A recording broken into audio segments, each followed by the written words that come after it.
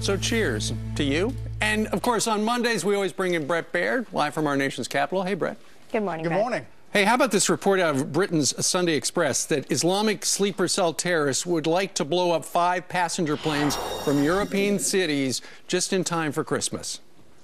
Yeah, so we're just getting word. Catherine Herridge put in something in the system talking to a contact in the intelligence community saying there's not detailed, credible intelligence to back up that headline. However, there is known in the intelligence community an effort by the Khorasan group, and basically that is core al-Qaeda, as we've talked about many times, that the detailed plot in the aviation sector.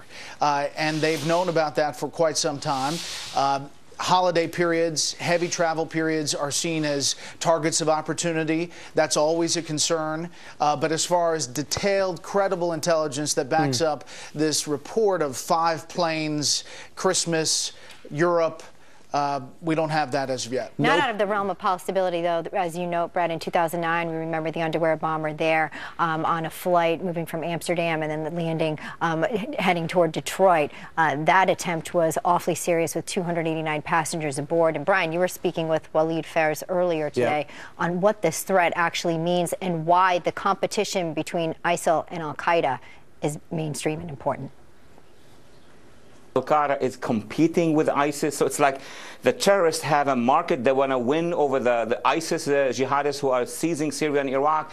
Al-Qaeda has tried to do this in the past. Remember, they began with 9/11, and before that, in 1999, they wanted to bring down 5 jets over the Pacific. In 2006, they also tried to bring down jets with liquid explosive over the Atlantic. So Al-Qaeda is determined to do something to compete with ISIS against us.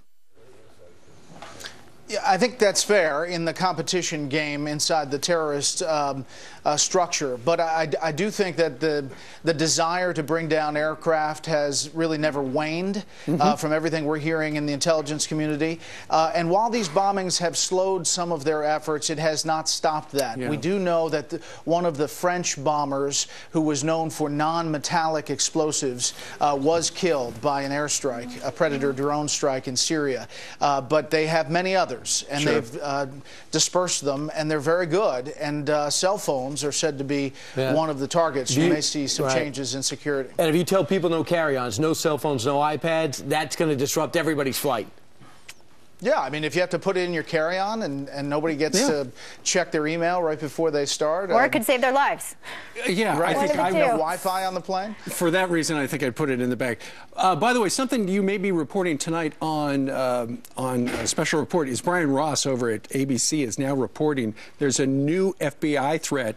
They say that U.S. military are at risk for attack by ISIS or ISIL here in the United States. So they're not even safe here because these Islamic terrorists want to inflict harm on our military. Not over there, but over here.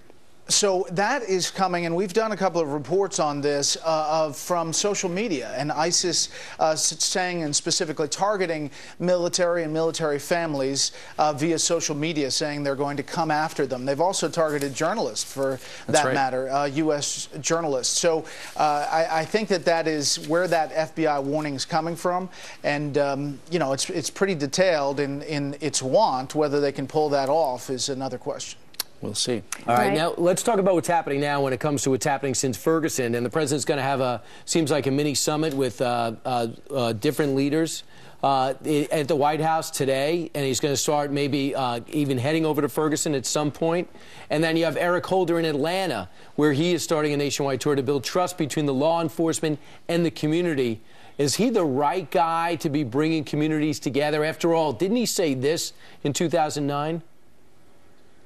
Though this nation has proudly thought of itself as a ethnic melting pot, in things racial, we have always been, and we, I believe, continue to be, in too many ways, essentially a nation of cowards. Yeah, Yeah, that's basically what Eric Holder wants to be, is that facilitator between these communities, and he wants his legacy to be tied to this. And I think the president is on board with that as well, obviously.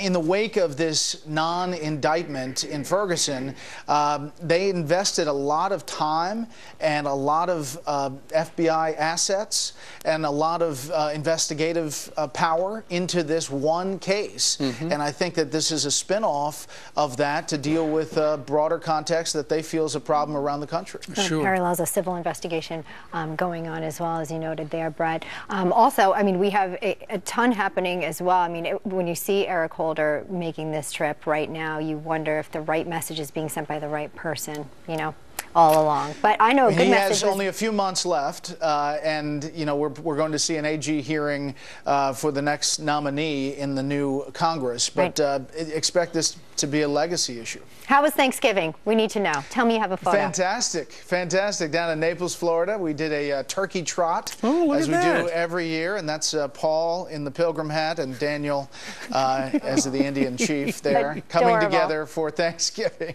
Aww. How old are they now? 7.5 and 4.5, going on what 18. Fun age, a lot to be thankful for. And what about you, Brett? What was your favorite? Was it pumpkin pie? Was it a pecan pie? Was it what? You know, what did you wind up having way too much of? I'm fighting the battle of the bulge, so I've decided to. I did not have any pie, and I did have a little turkey, but I'm. You didn't have stuffing? Yeah. I'm saving for Christmas. All right. Good plan. That's the discipline. We're not judging. All right. All right. We'll find out later on Special Report if you were the only man on the panel not to have any pie. Those are among the highlights we'd expect tonight at 6 Eastern. Thanks a lot, Brett. See you guys. Because Stephen Hayes is a big meringue guy. Everybody knows. We'll see what happens this year. I think everyone's buttons are a little, you know, forced tight today. Just a little bit. Maybe not Heather Childers, though.